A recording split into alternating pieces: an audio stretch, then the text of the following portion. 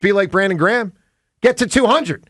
Also, be like Brandon Graham and make your game day epic with party trays from Primo Hoagies online at PrimoHoagies.com. It's not just a Primo, it's a hoagie, and it's 200 games. Brandon Graham, congratulations, bud. How are you? Dude, that's a tremendous accomplishment. Congratulations, Brandon. Man, I appreciate you. Just unbelievable. You're hearing from a lot of people, like leading into the game and afterwards, because I'm sure 3 weeks ago, maybe people didn't know, hey, 200's coming up. But in the approach to and then the aftermath, as the word spread, 200, did you hear from a lot of your former teammates and buddies? I did. And I didn't even know it was 200 till this week. They just told me, and man, I was like, wow. I mean, people keep track of everything. So when things come up, it's so cool to just reminisce and just know that, man, I'm not even done yet. Good for you. You know, even John Ritchie over here, who's Stanford, and I think he only got in there because of football. That's a whole other matter. Even John knows every week you now set a new record. Yeah. Every week. Every week. You know? Every week. I was Michigan also. Michigan also. And my son's Michigan, too. Man. Yeah, no, I know. I'm just joking. All right, so Brandon, congrats on the win. Obviously, you know, a lot's been swirling around. We'll get to some of that. But the win, 3-2, how do you feel about this football team through 5 games? I feel good, man. Coming out of the bye, we just wanted to get a win. We know we got work to do, but I don't want to feel good, too good, where I don't feel like we got to work. So I know where we got to go. And, man, the way we fight, the way our defense played this week, I mean, I'm happy with that, and I know we can build off that. And then the offense, they going to take care of itself. And my coach, he gonna do his thing. You know, he make mistakes. Yeah, I would have probably said some stuff to the fans too because of all the stuff you hear. Because I mean, it's hard not to hear because we got to talk to y'all all the time, and you know we got to answer questions. But for Nick, you know, I got his back, man. Stay off my coach, man. Because my coach he gonna get right. Because I'm a help him. Well, listen, Brandon. I admire, and look, I really admire your desire to help him. I think it's great. So let's get into this a little bit here. So this is who he is, which also in past years at times annoyed fans and I think even the organization. I mean, Jeffrey Lurie had come out and said it can be counterproductive. So what, in your opinion, and I'm not trying to make you a psychologist here, but you know, you're someone who cares about Nick Sirianni, wants to see good things for him and the team. What is the right way, in your opinion, to balance here's who he is, but there's also a certain stately thing of being the head coach of the Philadelphia Eagles and connecting with the fans and reporting to the owner and overseeing the team as the leader? Like, how would you advise he balance that given who he is, but some of the demands by people and what they want? Well, I just, like you said, you got to find a balance, of course, because, I mean, you know, as you know, he got emotion and he want to show it. And at the end of the day, you know, I don't want him to be nobody other than himself, and I don't want him to look like anybody else that came before him because he gonna make his own stamp. But I just know that for him, he has a job. He's the head of this team, and you know your boss wants you to be like this. You know, so you got to find your balance, like you said. And so I know he's grown since those days of 2022, but it was kind of me and Jalen talking like, hey, Coach, be you. You know what I'm saying? Be you. We need 2022 you. It's just that emotion is what I'm saying. But the balance has to come because you do have others looking at you and, you know, as the head guy. And if it's cool with you doing it, I mean, I know like people talk about Jalen Carter, that came up on me last night. And it's like, yeah, you got to show him that way, but you got to find that balance. But I know I just want him to be him. How important is it to respect your coaches? You know, like true respect. How important player to coach is that concept? It's very important on that, you know, because if you don't have no respect for them, you ain't going to want to fight. You ain't going to push yourself to your limit on where you could go as a player because you want to look good, of course, but you don't. But you want to make sure you make your coach look good too. And it be some people that I've been on some teams where they ain't like the coach, and you can tell by all it takes is one thing to happen on the sideline, and then they blow up. So I know that's not the case here. Brandon may have been referring to 2013 to 2015, by the way. It was crazy. But there's something like as a fan of this team, there's something that it's concerning to us when we see actions from the coach that might lead to less respect from the players. You know, like if I'm a player and I see him, you know, acting in a way where like I know that's not the way I conduct myself. I know he shouldn't be doing that. Do I lose respect for him? If I would, are there players on this team who did? Well, let me translate. That's a concern. Brandon, let me translate this for a second, because John and I have talked a lot about this over the last few years. Okay. So what John's basically indicating is that Nick does things that he knows when John was a player 20 years ago would have bothered John.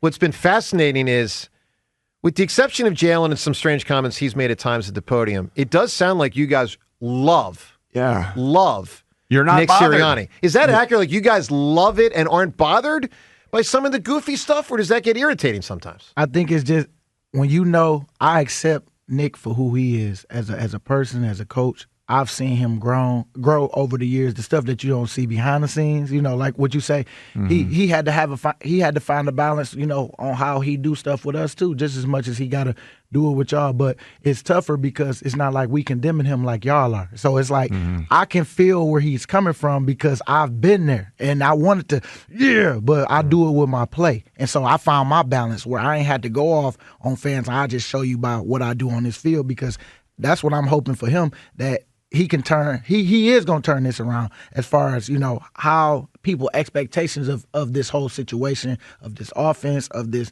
team. The expectations is it's all the way through the roof. Beginning of the season, and so when it's not that, people start to question things. And so for him, I just say stay being who you are. We love Nick. You know what I'm saying? We love the organization on who they bring in here, because they do bring some great guys in. And of course, like I say, he's not perfect, but I know I can understand exactly where this whole Sunday thing came from.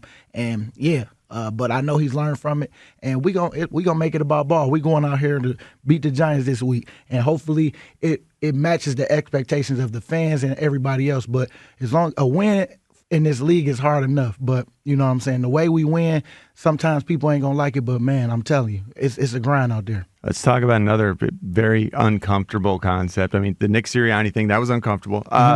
Your snaps in this last game were considerably less than prior to the bye. I look at that and I'm thinking, oh man, they thought he was being used too much. They're thinking they need to pull back a little bit to try to preserve him for the long haul. Is that what's being discussed behind closed doors with your play time? You know what?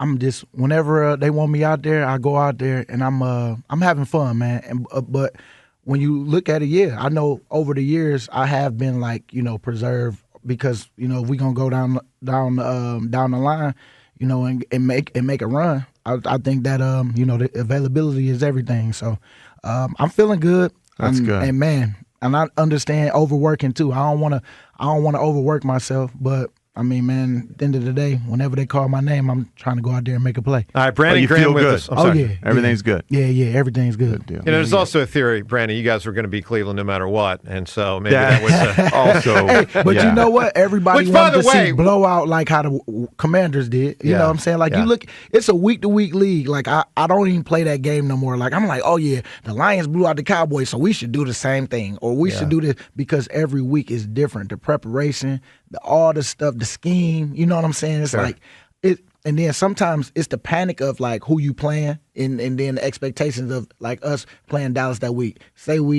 Sometimes you get people that want to do something different to switch it up. It's like, no, let's go out being us, because this is no matter if they know, we go out there and we work. But I feel like people just don't know that about the league. And when you see the Panthers, they got them a win when they was getting blew out by everybody, and then they got them a win because you took them lightly. And so, like I say, we're going to go out there and get a W so we can come in feeling good on Monday, and then we'll talk about the problems. I'm okay with talking about them. I know you are. We're going to fix them. You know what I'm saying? Because you got to get that criticism. I've learned to just accept that. That's part of it, but it's what you do with it. And so I hope for Nick's sake, which I know it will be, that he's going to put together with his staff, the best game plan that we can do out there on Sunday to go help us win. BG in studio with us, as he is every Tuesday at this time. And by the way, John, just to be clear, when I said you're going to beat the Browns no matter what, I wasn't saying that so much in game, but that may have been a thought process of the coaches prior to the game.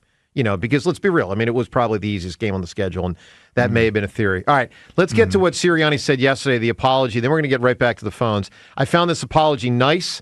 I also found it, frankly, insufficient. But make of it what you will. Here's Serianni yesterday. Have you heard from Jeffrey Lurie at all about what happened yesterday, and what was his feedback? No, Mr. Lurie and I talk every time after the game. Every time I haven't talked to him yet today. I know how supportive Mr. Lurie has been through everything. I would say this about that. What I was really doing, I was trying to bring energy yesterday, energy, enthusiasm yesterday, and I'm sorry and disappointed on how my energy was directed at the end of the game. And my energy should be all in on coaching, motivating, right, and celebrating with our guys. And so, that's and I got to have better wisdom and discernment of when to use that energy, and that wasn't the time. All right, let's get a lot of calls in here. BG in studio with us, fielding calls as well, 215-592-9494. Reminder, Sirianni, 8:40 today. And the reason why I say I thought it was a nice apology but insufficient, I don't really know what he specifically apologized for. Is it yelling at the guy in the stands or any number of people at the stands? Is it for the kids in the press conference? He's sorry for how his energy was directed. No, I get that, but I don't know what that means. Is that when he basically chastised the fans during the press conference? Is that when he told people, when the question was asked about the offense struggling in the beginning of the game? No, we got that. We got that. Like, maybe you don't have to apologize for that, but I found it irritating. The team hasn't scored in the first half and first quarter, and the head coach, we got it. Well, that's like, do you think he still needs to talk about the kid? Yes, I'm going to ask. It's going to be one of the first conference. It's one of the first questions I'm going to ask him. One of the first questions I'll ask him today in the in the interview is, do you think it was appropriate to have the kids there? Mm-hmm. We'll see what he says. It's a yes, no. Yes, it's appropriate. No, it's not appropriate. We'll see what he says. Let's go to the phones. Kevin in Warminster. Good morning, Kevin. Yeah, hey guys, good morning. How are you? Doing well, Kevin. So the reason for my call is, I made a post on Reddit yesterday, and before I kind of get into it, I'm just going to preface everything. So I was at the game on Sunday, section 138, row 2, so right behind the offense. At the end of the game, I'm a family man, so I had to do dad duty, and then was very tired, didn't get to look at anything until yesterday afternoon after I posted on Reddit. And a lot of people encouraged me to call in just to kind of give my take of the Serianni interaction, because I believe that it was geared towards me. So you were there? And, you think it was geared toward you? Yes, and let me explain exactly why. Okay. So at the start of the game, we got the ball, first and 10, gave it to Saquon, got 5 yards. Second and 5, incomplete pass. Third and 5, incomplete pass. Fourth and 5, punt the ball to the Browns. During the Browns series, they had an injury timeout. And as you know, at the stadium, one of the few times where it's kind of quiet is during an injury timeout. So as a fan that enjoys when we run the ball, I took the opportunity to start hollering about how we should be running the ball. I started yelling, if you're a star running back, it's 5 yards on first and 10. You give it to him again. Run the ball, run the ball. And I was very loud. At that moment, Nick turned around for a moment and kind of gave me a settle down and like, we got this. So I honestly, I got to say that I was somewhat impressed. Not that we did great things on the ground, but we committed to it in some way. Hold on. Okay, let me just start asking you some questions, Kevin. I appreciate your call, and of course, it's impossible for us to know if your story is true. But I just want to play this out for a moment, and I'm just going to ask you some questions. Sure. If what you're saying is accurate, I'll just ask you this: what did Nick Sirianni say to you as you heard it as the game was ending? So that's where I am not 100% sure what he said, because obviously it was extremely loud. But as he came over and his motions and what we took, meaning myself, my wife, shout out, babe, love you, babe, and my brother-in-law, I was there with a group of 12. It was me, my family, my friends. Kevin, I'm not trying to be rude. I'm just trying to get to the answer here. Like, if you're on the stand, I would say we don't need information we don't need. So you don't know what he said to you. No, is he came back towards me and was motioning. Kevin, the answer is no, right? You do not know what he said to you. Yes or no? No. Okay, fair enough. All right, and did he look? I'm going to ask you one more question. Did he look angry in saying this possible thing, or did he look joking in saying this possible thing? Look. He looked joking. The way that he looked towards us. around, and he was very jovial and laughing as he went away. That's good. Kevin, are you the only person that he was like jawing with, interacting with in the stands that day in that vicinity? So there was just that moment at the beginning of the game and then a moment at the end. I did not see him interact with anybody else. Wow. Throughout. That seems very uneventful compared to what it could have been in most of our imaginations. I don't know what to believe, and I'm not trying to say I don't trust you, Kevin, but I just don't know. It's we field a million phone calls. Who knows? Kevin, give me an answer here. You can win the prize today. Who needs to apologize? Can I tell you who I don't think needs to apologize? Sure. I don't think that Nick needs to apologize for what happened on the sidelines at the end of the game because what my said, you don't know if you're going to believe it. Who knows who's going to believe it? But the folks that I was around. All right, his phone's zapping out. He's saying Serianni doesn't need to apologize. Well, it's an impossible thing to know if you don't know what he said. It's like, so I think that whole phone call I take with a tremendous grain of salt. He threw up his hands in disgust at the end of the interaction he was having, but this guy says he was joking. Yeah, I don't know. It's kind of look. We field phone calls. How can we? I'll use the word, John. How can we discern?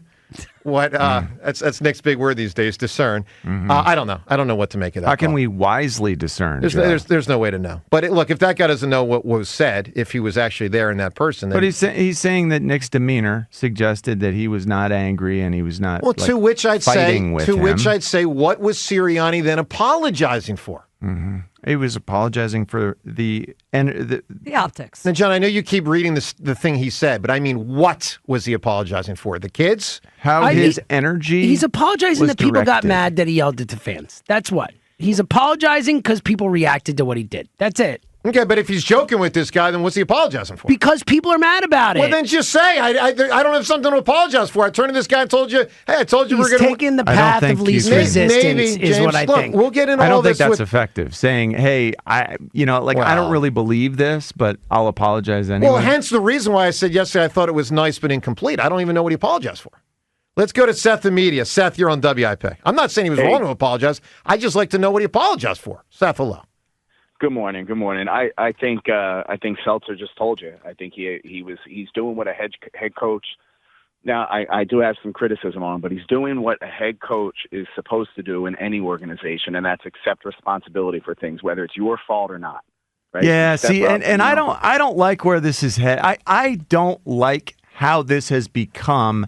He's going to accept the responsibility for everything. Like, hey, just put it on me. I understand the methodology. I understand that he wants to take it all on. Like as a father, you want to take the pain away from your kids. You want to, as a coach, you want to take it all on. As the head coach, you want to shield your guys.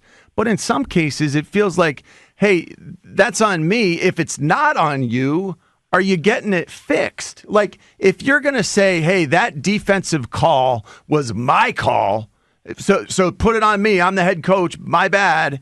Well, what about the guy who actually made the call? Does he know how to fix it? Does he know how to make it better the next time? I like that you're accepting responsibility, but is the person who really made the mistake accepting the responsibility too and changing the way they're approaching this? Which could include any number of players. Yes, absolutely. Sure.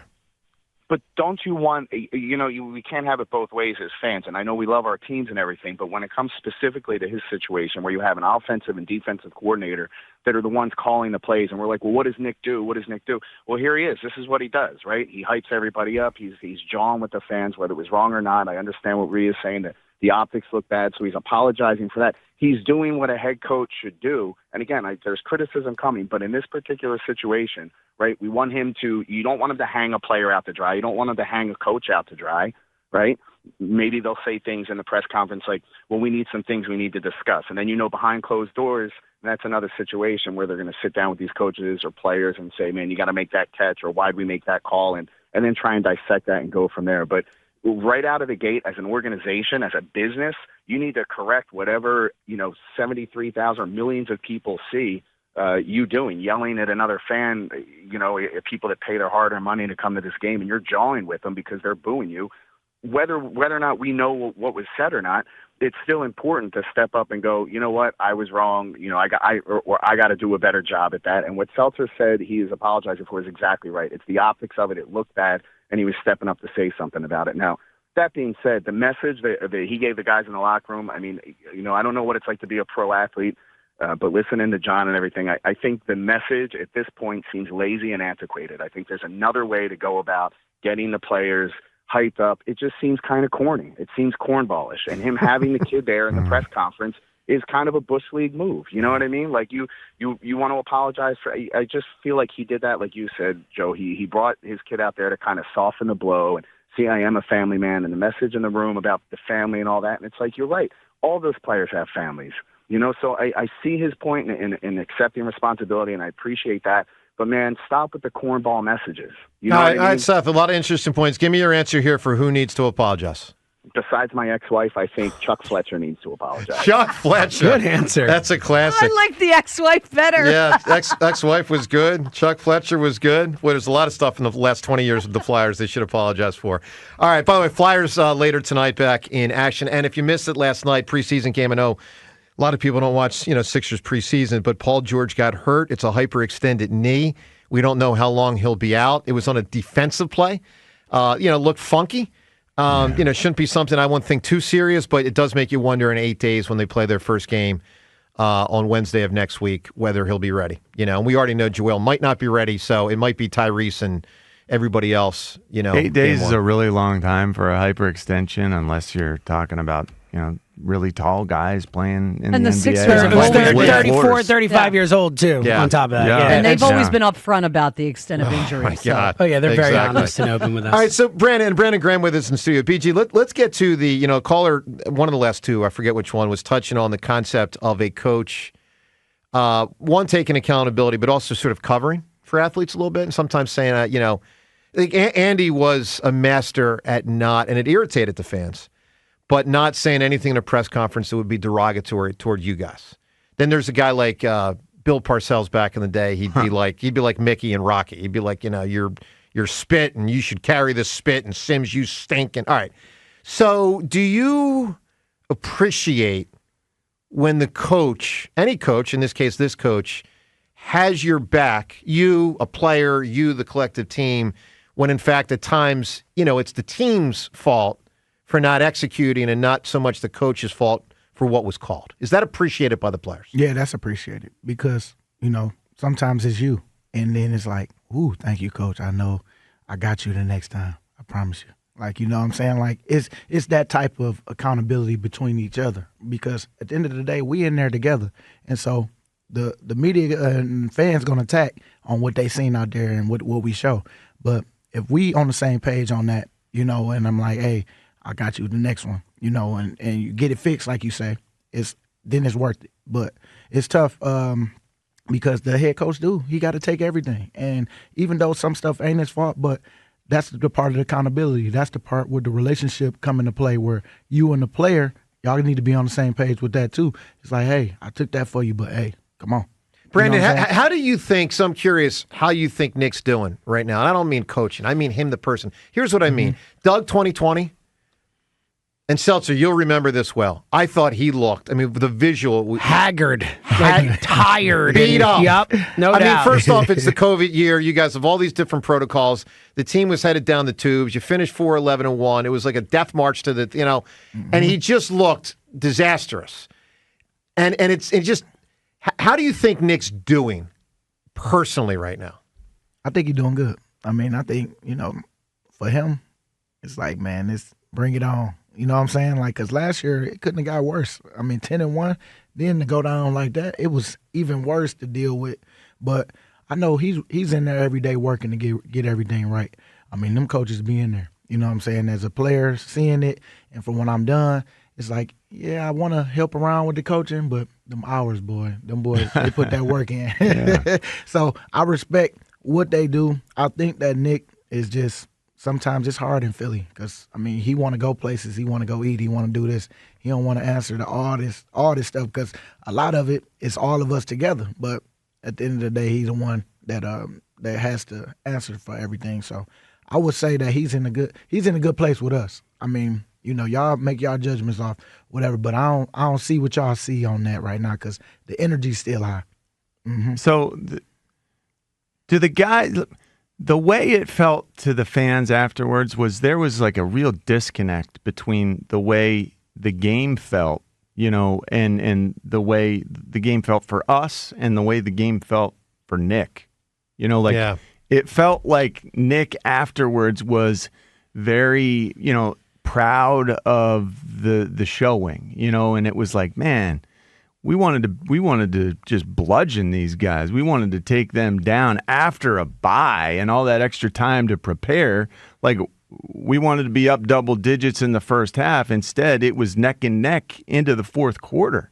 Like, why is he so happy afterwards? Like, why are the children included? It doesn't feel like a celebrational moment. It feels like we just skated by the skin of our teeth. So there was this disconnect for us as fans between the way he was portraying that game, almost like it felt dishonest or something. I don't even know if that's the right word. It's out of touch. Yeah, Brandon, there's wins, ignorant, and then there's 4-point wins against the Cleveland Browns. Yeah, it's two. Like, you guys in 2022, candidly, you would have beaten this team by 3 touchdowns.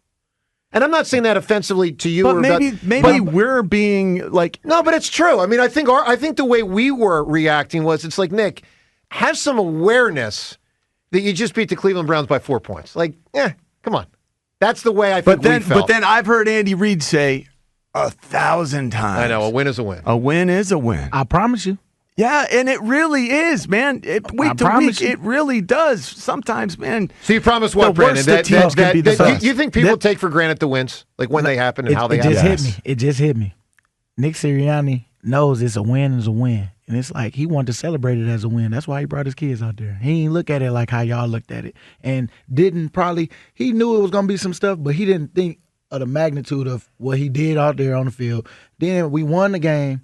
Of course, the expectations was to blow them out, like, everybody, because everybody see they struggling. But we won. And so I'm going to enjoy that. I'm going to enjoy a win because, man, this junk already hard enough. And, we got to work. That's why we working today. I'm about to go in there right now to get some work in so I can get right for Sunday.